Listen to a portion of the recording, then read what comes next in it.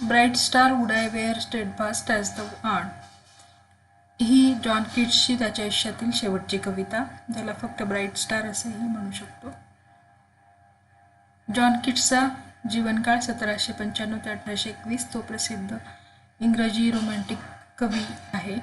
त्याचा मृत्यू वयाच्या अवघ्या 25व्या वर्षी झाला. तो एक वैद्यकीय विद्यार्थी असूनही त्यांनी वैद्यकीय क्षेत्रात प्रॅक्टिस न करता कविता लिहिणे पसंत केले. त्याच्यात सर्वात मोठी एंडेमियन ही कविता 1818 प्रसिद्ध झाली. त्याचा वडिलाचा आणि आईचा मृत्यू अतिशय लवकर झाला. त्याचबरोबर भावाचाही मृत्यू झाला. त्यामुळे त्याच्या लिखाणामध्ये आपल्याला कुठेतरी दुःखी भावना दिसते. तो खूप साऱ्या टीकाकारांमुळे आयुष्यभर त्याच्यावर टीका करण्यात आली म्हणून दुःखी होता. त्याचबरोबर त्याच्या म्हणजे जे कविता किंवा लिखाण होतं त्याचं शैली आणि विलियम हॅझलिट यांनी मोठ्या प्रमाणामध्ये स्तुती केली. फॅनी ब्राउने त्याची प्रेयसी. ह्या कवितेमध्येही दुसरं जे कडवं आहे ते फॅनी ब्राउनेबद्दल आहे. त्याचबरोबर त्याचा मृत्यू TBमुळे झाला, ट्युबरक्युलोसिस. त्याच्यावर इलाज करण्यासाठी तो इटालीकडे निघाला, परंतु रोम येथे 23 फेब्रुवारी 1821 त्याचा मृत्यू झाला. 19व्या शतकामध्ये त्याच्यावर खूप जणांनी चांगलं लिखाण केलं, त्याची खूप स्तुती केली. त्यामध्ये टेनिसन आणि स्विनबर्न सारखे लेखक आपल्याला दिसतील. त्याचे सुप्रसिद्ध जे काही कविता होत्या त्यामध्ये एंडेमियन, ब्राईट स्टार, 6 ओड्स, त्याच्यामध्ये ओड to Grecian, ode to melancholy, ode to Psyche, ode to nightingale, Isabella, the eve of Saint Agnes, Hyperion, Lamia, la belle डेम सामर्सी ह्या कवितांचा समावेश होतो. त्यानंतर त्याच्या ज्या लिखाणाची वैशिष्ट्ये आपण म्हणू ती खूप साऱ्या इमेजेसचा वापर त्यांनी केले. विविड म्हणजे विविध अशा. सेन्शुअस अपील म्हणजे उत्कट भावनांचं प्रकटीकरण त्याच्या कवितांमध्ये दिसतं. एस्केपिसिझम मीन्स कुठेतरी समाजातून जीवनातून मुक्त होण्याची भावना. त्याचबरोबर ज्याला तुम्ही पलायनवाद असंही म्हणू शकता. लव्ह ऑफ पास्ट म्हणजे पूर्वीच्या आयुष्याबद्दलचं प्रेम. त्याचबरोबर सुपर नॅचरल एलिमेंट्स म्हणजे जे की अबाव नॅचरल असलेले, ज्यामध्ये तुम्ही पर्या असं म्हणता किंवा एंजल्स, देवदूत असतील किंवा जे सारे राक्षस असतील किंवा भूत असतील, देव असतील, हे सगळे सुपर नॅचरल एलिमेंट्स आपण म्हणतो. नॅचरल काय फक्त माणूस आणि प्राणी, परंतु याच्या नंतरचे जे काही आहेत अशा एलिमेंट्सचा वापर त्याच्या कवितांमध्ये दिसतो. त्याचबरोबर प्रेम आणि सौंदर्य हे त्याच्या लिखाणाचे केंद्रबिंदू आहेत.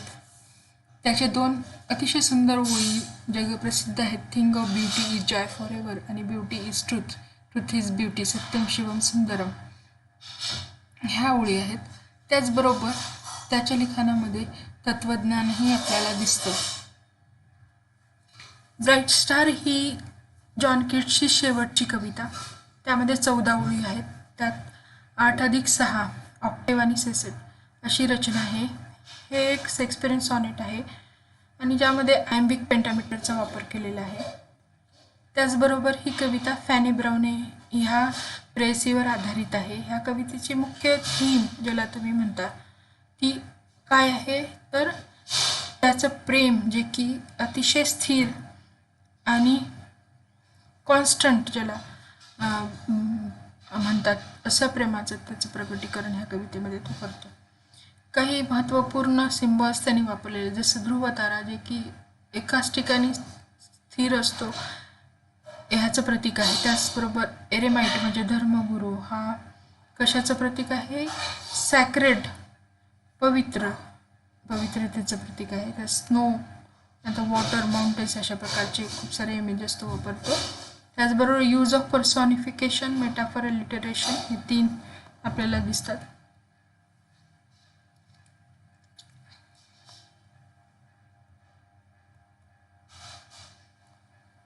त्यानंतर कवितेविषयी पहिल्या 2 ओळी पहा. Bright star would I were steadfast as thou art, not in lone splendour hung aloft the night. आता चित्रात दाखवल्याप्रमाणे तुम्ही बघा, एक जहाज आहे. कल्पना करा त्या जहाजामध्ये कवी बसलेला आहे. ती वेळ रात्रीची आहे, त्यामुळे तुम्हाला आकाशामध्ये ध्रुवतारा चमकताना दिसत आहे. ह्या कवितेमध्ये कवी ह्या ध्रुवताऱ्याला संबोधून बोलतो आणि ही कविता रचतो. सुरुवातच बघा, ब्राईट स्टार ॲड्रेस करणं म्हणजे संबोधणं. तो संबोधतो कोणाला? ब्राईट स्टारला. ब्राईट स्टार, ध्रुवतारा. Would I were steadfast as the world, म्हणजे मला एक प्रियकर म्हणून तुझ्यासारखं स्थिर व्हायचं आहे, कुठंही माझं मन विचलित होऊ नये असं मला जगायचं आहे. Thou art, thou means you, art means are, म्हणजे तू जसा आहेस स्थिर तसा मला व्हायचं आहे. ध्रुवताऱ्याला कवी म्हणतो. Not in lone splendour hung aloft the night, परंतु आर्ट नंतर तुम्हाला हायफन दिसतं, त्याच्यामुळे ही कविता एकदम जसं पहिल्या ओळीत आहे त्याच्या विरुद्ध अर्थ देणारी ठरते. पुढच्या 7 ओळीमध्ये मला तुझ्यासारखं व्हायचं नाही, आधी तो तुझ्यासारखं व्हायचंय असं म्हणतो ध्रुवताऱ्याला आणि नंतर म्हणतो तुझ्यासारखं व्हायचं नाही. कसं व्हायचं नाहीये? नॉट हा शब्द आलाय. Not in lone splendour hung aloud the night, तू कसा आहेस? लोन एकटा, स्प्लेंडर ब्रायटर, हंग लटकवल्यासारखा, अलॉफ्ट खूप उंचीवर, रात्रीच्या वेळी तू आकाशामध्ये खूप उंचीवर एकटाच असा लटकलेला दिसतोस, तुझ्यासोबत कुणीही नसतं, तसं मला अजिबात व्हायचं नाही असं कवी म्हणतो. आणि परत ध्रुवताऱ्याला उद्देशून पुढच्या 2 ओळी तो म्हणतो बघा. And watching with eternal lids apart like nature's patient sleepless eremite, तू काय करतोस ध्रुवतारा? जमिनीकडे किंवा पृथ्वीकडे पाहतोस जसा की हरमीट. एरेमाइट म्हणजे हरमीट, आता बघा चित्रामध्ये दिसलेला साधू तशा प्रकारे, ज्याचे डोळे कसे आहेत? इटर्नल आहेत, अमर आहेत. दोन्ही डोळे उघडे असतात कायम तुझे, कारण तू जागाच असतोस, आकाशात सगळीकडे पाहत असतोस. तर तू इकडे तिकडे पाहतो आणि निसर्गाकडे तुझा जो बघणं आहे ते एखाद्या साधूसारखं आहे, म्हणजे तू त्याच्यामध्ये तटस्थतेची तुझी भूमिका असते. आणि तो एक प्रकारचा जो भाव असतो तो कसा असतो? एक सहनशक्ती तू दाखवतोस, तसं तू पाहत असतोस असं कवी म्हणतो. नंतरच्या 2 ओळी. The moving quarters at their priestlike task of pure ablution round earth's human shores, हे ध्रुवतारे तू जेव्हा पाहत असतोस समुद्राकडे तेव्हा तुझ्या लक्षात येतं की काय, हे जे समुद्रातलं पाणी आहे ते क्रिस्पसारखं आहे किंवा एखाद्या पुजाऱ्याप्रमाणे साधूप्रमाणे आहे. कसं जे आपल्यातली सगळी घाण ही समुद्र किनाऱ्यावर आणून टाकतं किंवा त्याला प्युरिफाय करतं पाण्याला. तुम्हाला माहिती आहे की हे पुजारी लोक, त्यांच्याकडे एक पाणी असतं पवित्र मंतरलेलं, ते एखादा जर भक्त आला किंवा पापी व्यक्ती आला त्याच्या अंगावर शिंपडून त्याला पापमुक्त करण्याचं काम ते करत असतात. तर ध्रुवतारा हे पाण्याकडे बघतो, जणू काही तो वरून बघत आहे आणि ह्या पाण्याला असं म्हणत आहे की पाणी एक धर्मगुरू हे एखाद्या पुजाऱ्याप्रमाणे काम करत आहे. कशाचं? Of pure ablution round earth's human shores. Ablution means पवित्र करणारं, प्युअर करणारं काम, जे की समुद्र किनाऱ्याला एक मानवी समुद्र किनारे जे आहेत त्यांना पवित्र करण्याचं काम हे पाणी करत असतं आणि त्याकडे ध्रुवतारा तुझं पूर्ण लक्ष असतं. त्यानंतर कवी म्हणतो की or gazing on the new soft fallen mask of snow upon the mountains and the Moore's.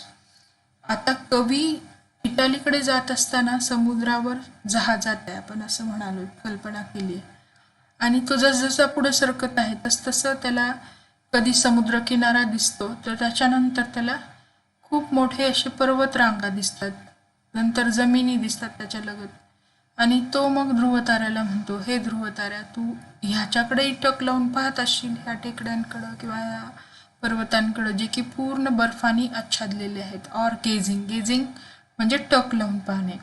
On the new soft fallen mask, बघा ह्या पर्वतरांगावर जसा बर्फ पडलेला आहे आणि त्याचा एक मास्क जणू काही ह्या पर्वतरांगाने घातलेला आहे, त्याच्याकडं ह्या ध्रुवताऱ्याचं पूर्ण लक्ष आहे, तो टक लावून पाहतोय असं कवी म्हणतो.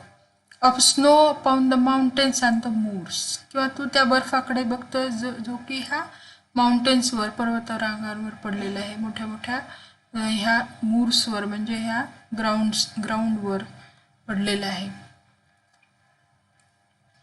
आता ह्या 8 ओळीमध्ये पूर्ण मागच्या आपण पाहिलं की कवी ध्रुवताराला उद्देशून त्या ओळी म्हणतो, पण आता ह्या उरलेल्या 6 ओळी ज्या पूर्णपणे फॅनी ब्राउनीबद्दल आहेत, तुम्ही चित्रात बघू शकता. या ठिकाणी तो म्हणतोय की नो, आता तर मला बिलकुलच ध्रुवताऱ्यासारखं व्हायचं नाही, पण त्याच्यासारखं त्याच्या फक्त स्थिर प्रियकर जो की मला माझ्या प्रेयसीचा व्हायचा आहे. आणि तो कसा पाहिजे, तर तो न बदलणारा असा पाहिजे, unchangeable. Know yet still steadfast, म्हणजे खूप सारा स्थिर तसंच न बदलणारा असा मी होणार आहे. त्याच्यानंतर पिलोड upon my fair love's ripening breast, मला कुठं स्थिर व्हायचं आहे, तर माझ्या प्रेयसीच्या ब्रेस्टवरती, जी की एक तरुण सुंदर अशी माझी प्रेयसी आहे. पिलोसारखी तिची ब्रेस्ट मला जाणवेल, मी तिच्या छातीवर डोकं ठेवून मला झोपायचं आहे. Pillowed upon my fair love's ripening breast, असं कवी म्हणतो. की त्यानंतर to feel for ever its soft fall and swell, आणि मी जेव्हा तिच्या छातीवर डोकं ठेवून झोपला असेल, पहुडला असेल, त्यावेळेला मला काय जाणवेल, ज्यावेळी ती श्वास घेईल आत, तेव्हा एक सॉफ्ट फॉल तिच्या छातीवर मला जाणवेल, आणि नंतर जेव्हा ती श्वास आत घेईल तेव्हा एक स्वेल जाणवेल, एक फुगल्यासारखं जाणवेल, आणि नंतर जेव्हा ती श्वास बाहेर सोडेल त्यावेळेला सॉफ्ट फॉल जाणवेल. तर मला हे खूप अनुभवायचं आहे हे सगळं तिच्यासोबत राहून. आणि एक मन माझं एक सैरबैर झालेलं असेल, तर तो जो अनरेस्ट माझ्या मनामध्ये असेल, एक प्रकारचं मन त्यावेळेला अतिशय अस्थिर असेल, ते मला खूप आवडेल. Sweet unrest will be there, आणि मी जागा असेल, मी झोपलेला नसेल त्यावेळेला. Still to hear her tender taken breath, आणि मला काय ऐकायचं आहे, ती कसा श्वास घेते, तो श्वास मला ऐकायचा आहे, ती त्याचं एक फील ते मला घ्यायचं आहे. तर ह्या गोष्टी त्याला अनुभवायच्या आहेत. त्याला त्या ताऱ्यासारखं न होता खरं एक अमर प्रेम त्याला अनुभवायचं आहे. आणि शेवटची ओळ बघा, and so live ever or else swoon to death, जर मला प्रेयसीसोबत राहायचं नसेल, राहता आलं नाही, तर मला मृत्यू आला तरी चालेल. सून टू डेथ म्हणजे मेलं तरी चालेल, असं तो म्हणतो. तर शेवटच्या 6 ओळीमध्ये तो पूर्ण फॅनी ब्राउनीविषयी लिहितो, आणि त्याला वाटतं की त्याचा शेवट त्याचा प्रेयसीसोबतच झाला पाहिजे. ह्यावरून तो कवी तिच्या किती प्रेमात आहे हे आपल्याला लक्षात येतं. त्या कवितेत तुम्हाला 3 प्रश्न आहेत. Whom does speaker addressing to, तर ही कविता कोणाला संबोधून कवी लिहितोय, तर ते पूर्ण तुम्हाला माहिती आहे. सुरुवातीला ब्राईट स्टारला त्यांनी संबोधलंय. त्याच्यानंतर what are the images used in the poem, आपण त्याचंही डिस्कशन केले. त्याच्यामध्ये तुम्हाला ब्राईट स्टार ही एक इमेज वापरली, सिम्बॉल, ज्याला हेरमेट एक्स आहे, एरेमाइट ज्याला तुम्ही म्हणलं आहे. त्याच्यानंतर माउंटेन आहेत, स्नो आहे. त्याच्यानंतर तुम्हाला विंटर हे एक इमेज सापडेल. विंटर कशाचंच प्रतीक असतं, तर मृत्यूचं. तिथे कवी हा स्वतःच्या मृत्यूबद्दल विचार करत असल्यामुळं ते तुम्हाला इमेज त्या ठिकाणी दिसेल. त्यानंतर या कवितेमध्ये जी मुख्य थीम आहे ती सौंदर्य आणि प्रेम. सगळ्यात महत्त्वाचं त्याचं जे प्रेम आहे कवितेमध्ये कवीने व्यक्त केलेलं फॅनी ब्राउनीविषयी, तर त्याला असं वाटतं की आपण तिच्या सोबतच आपलं आयुष्य जगलं पाहिजे, आणि कुठल्याही प्रकारे दुसरी गोष्ट तो आयुष्यात मागत नाही. अमरत्वाकडे सुरुवातीला त्याला वाटतं की आपण ब्राईट स्टारसारखं अमर व्हावं, परंतु नंतर त्याला लक्षात येतं की असं जगण्यापेक्षा प्रेयसीचं प्रेम मिळवून तो अमर होऊ शकतो. तर love is means more important thing for him, प्रेम हे त्याच्यासाठी जास्त महत्त्वाचं आहे, असं तो शेवटी सांगतो. तर ही कविता मुख्यत्वे करून कवीचं स्थिर आणि ज्याला तुम्ही न बदलणारं प्रेम कुणाविषयी, फॅनी ब्राउनीविषयी, ह्याच्यावर आधारित आहे. तर तुम्हाला जेव्हा याचं उत्तर लिहायचं आहे, सुरुवातीला थीम कुठल्या आहेत असं जर विचारलं, तर सगळ्यात महत्त्वाचं त्याचं स्थिर असलेलं प्रेम, आणि त्यासाठी तो कुठल्या इमेजेस वापरतो. तो ब्राईट स्टारविषयी त्याचं जे मत आहे सुरुवातीचं, परंतु जेव्हा शेवटी तो त्याचा विचार बदलतो आणि स्पष्ट सांगतो की माझं प्रेयसीवरचं प्रेम आणि तिच्यासोबत राहणं हे माझ्यासाठी त्या अमरत्वापेक्षाही महत्त्वाचं आहे. तर एकूण मला ही थीम या कवितेमध्ये दिसते. ठीक आहे. Okay, thank you.